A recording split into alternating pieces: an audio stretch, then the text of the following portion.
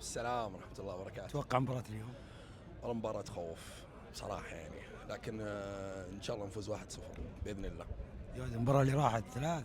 مباراة الدوري تفرق عن مباريات الكوس.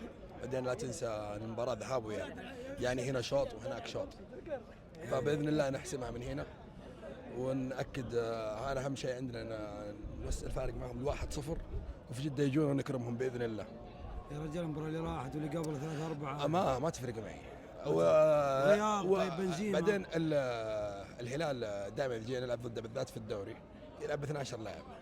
كيف 12؟ الحكم صار الحكم هذا خلاص. واليوم طيب؟ لا اليوم الحكم استرالي وامورنا طيبه.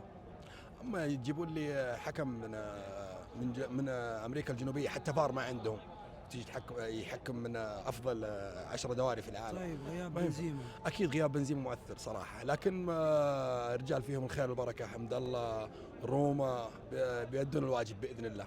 كيف الحال؟ تمام الحمد لله. كيف امورك؟ كيف مباراة اليوم توقعها؟ ان شاء الله حيجملوها. حيزعل الجمهور، زعل كثير. الجمهور ما زعل مره ولا مرتين، زعل فان شاء الله حيراضون الليله.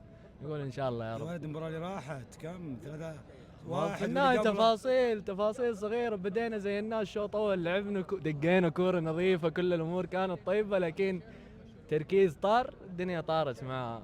متفائلين اليوم؟ ان شاء الله. لا اتحاد عمره والله، لو ايش احنا معاه في الحلوة والمرة حنكون. طيب لو زعلكم اليوم؟ عادي حنكمل في النهاية. الوعد جدا ان شاء الله الثلاث، ما جات الثلاث قدام الوقت طويل ان شاء الله يعني، لكن ان شاء الله يجملوها الشباب الليلة باذن واحد احد. الله يوفقكم ان شاء الله. امين يا رب. اياك يا حبيبي، الله يعافيك حبيبي.